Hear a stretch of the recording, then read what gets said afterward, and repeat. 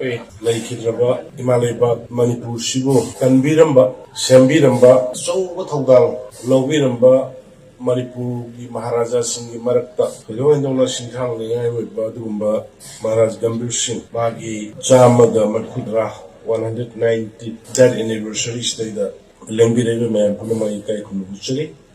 Upambi, Amagi Manung Zipura.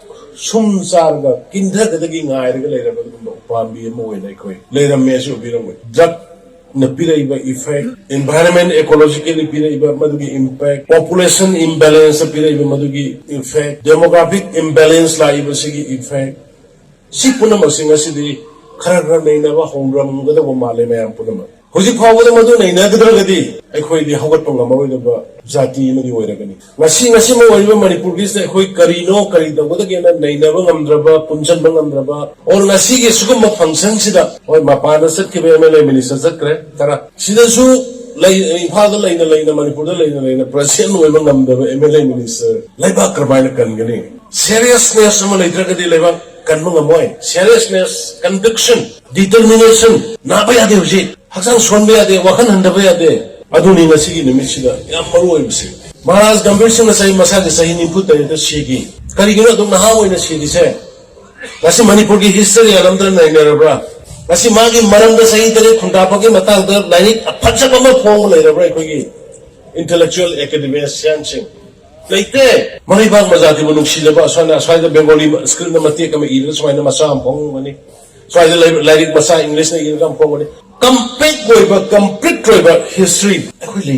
Karai the Nini Bolivano, Karai the Nushi Bolivano, Karai the Oil social worker, no Karai the Oil Minister, you should have Taratre. Sahin input the Birshing Maharaj Secret Karigino, Treaty of Yandabo. Other commanding Tower Ma Kamanda, British Lupat Sika Samada, Cabo Velibo, takes here like a Pitoki, but the Mito, but the shop to relay Maharaj Gambir Singh. Manipur ki lam mangbagi ngasigi madugi khanmami se hoi yam lai yam tholai but tawgada lambi karino chatkada lambi karino thangada khong karino se ekhoi punna tanaraga thamina changi ngasi nimthi turel more ngasi huji more na khoi gi leiba border town sigi mamang da cheliba nimthi turendu dani Maharaj Gambir Singh na Narasingh Maharaj na Hira Chandrana, Awamaya Makoida, Sahidari Kundapagi, Modo, Tantoraga, Tang Samurido, Madugi, Ninki Turendu the neighbor. Madugi More Donasi,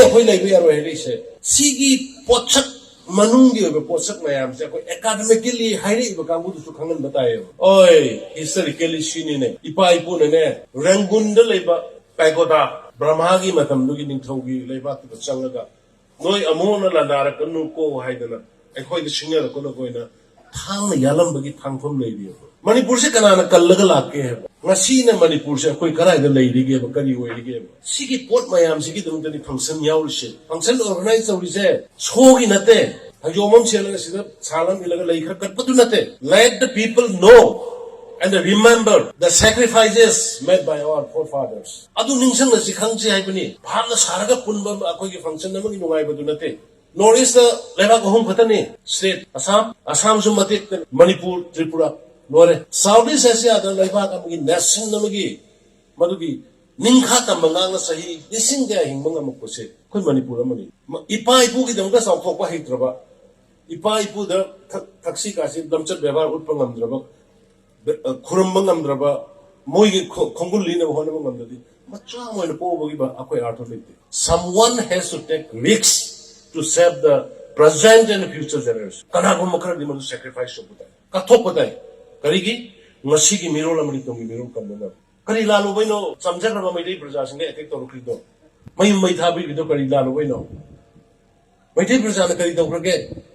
Manipur sarkar na kari daw krage aranba constitution gi wang madam machet na aranba tawram hai kutak to hujimai da resign to bi. I have to protect my constitution of India. The Constitution of India, I protect Hougatpa, Madu implement Hougatpa. That's my responsibility. As a CM, I come in the young lady. But come to the parliament, I did from soy the lawyer. I did power to Popoyade, Puss Haugini, Pass Haugini, Peace Haugini, and Madeda. Matuki Yana was set to the name of a second. Put her not the owner, put her lyrics. No idea to the other way.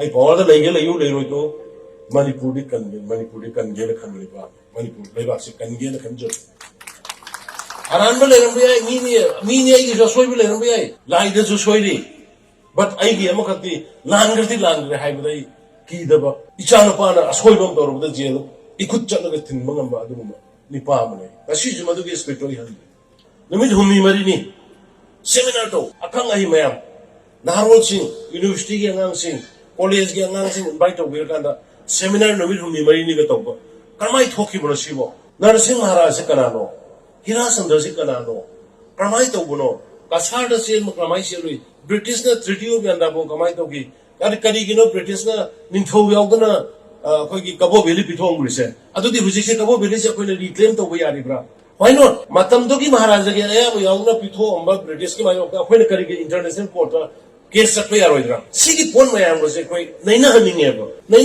adu ga adu yam academician intellectual forum ma de gi madu mo ga move to ra ga di sen jong gi kari gi dakar le be do khoi go me le we will fully back you ai khoi go me na matang phone ma to madu gi am ka khoi back to ge ba lai ba kanna na ba adu ga lai minari ba Phurup jati puna ma ngang na be khoi yam kanna hin tum da sa da na hono jari ima sing se sing sel sing de gi khoi blessing bor pa me adu ga khoi mang khanai khoi ima sing isan sing adu ga mayam chok da na ba khoi na mang khana theng na jagani hai ba pam tam jar ga lai khurum